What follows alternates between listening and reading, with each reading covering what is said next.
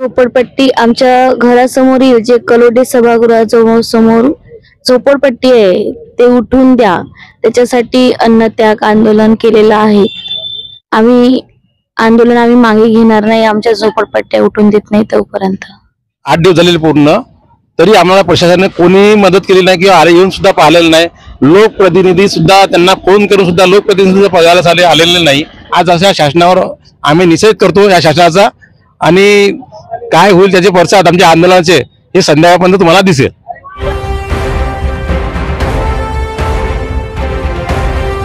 HT news India, सच के साथ। अवैध झोपडपट्टी हटवण्यासाठी स्थानिक नागरिकांचा अन्नत्याग आंदोलन तिसरा दिवस।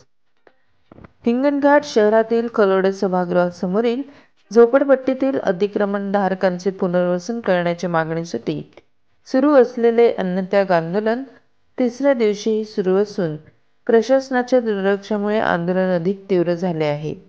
दिलीप पानपांडे, राहुल झाडे, उमा भोयर आणि शीतल राऊत हे कार्यकर्ते 3 दिवसांपासून उपोषणावर असून त्यांची प्रकृती गंभीर झाली आहे। विशेषतः 2 महिलांची तब्येत अत्यंत नाजूक आहे। वैद्यकीय तपासणीनंतरही प्रशासनाने कोणतीही दखल घेतलेली नाही। शहरातील नागरिक आणि सामाजिक संघटनांनी आंदोलनाला पाठिंबा दिला असून संघर्ष समितीने वारंवार निवेदने दिल्यानंतरही कोणताही ठोस निर्णय न घेतल्याने तीव्र नाराजी व्यक्त केली आहे। समितीने प्रशासनाला इशारा दिला आहे की झोपडपट्टीचे दुसरीकडे पुनर्वसन ही न्याय्य मागणी असून दुर्लक्ष चालू राहिल्यास आंदोलन आणखी तीव्र करण्यात येईल। नागरिकांची सहनशक्ती संपत चालल्याने प्रशासनाने तातडीने निर्णय घ्यावा अशी मागणी होत आहे।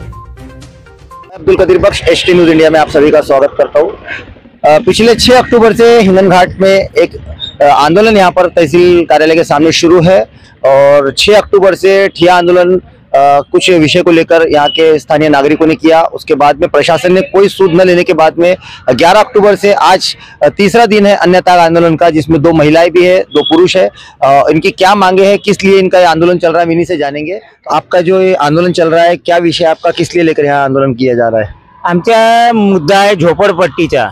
मागील एक 2012 पासून झोपडपट्टी आहे आणि आम्ही अनेक समस्याला त्रस्त होऊन गेलेलो आहे। प्रत्येक वेळेस आम्ही 2012 पासून प्रशासनाला वारंवार निवेदन देऊन आम्ही त्यांना मागणी करत आहोत का झोपडपट्टी हटली पाहिजे, परंतु प्रशासक एक राजकीय लोकांच्या प्रेशर खाली हे काम करून राहिलेले आहे व वारंवार आम्ही निवेदन देऊन सुद्धा आम्ही एक आंदोलन केले चक्काजाम मध्ये 25 दिवसाचा त्यांनी अवधी मागितला, परंतु त्यांनी 25 दिवस अवधी झाल्यानंतर सुद्धा 1.5 ते 2 महिने झाले कुठलाही तोडगा निघालेला नाही।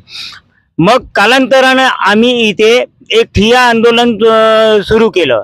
ठिय्या आंदोलनामध्ये त्यांनी येऊन सुद्धा आमची भेट सुद्धा घेतलेली नाही आणि त्यानंतर आम्हाला एक निर्णय घ्यावा लागला का आता आपल्या एक नाकाच्या वर पाणी गेलेलं आहे, म्हणून आम्ही एक सर्व संघर्ष समितीने एक ठरवलं का अन्नत्याग आंदोलन करायचे आहे। लोकप्रतिनिधीकडून तुमची काही शहानिशा झाली नाही का, म्हणजे काही त्यांच्याकडून तुमचा दखल घेतली नाही का?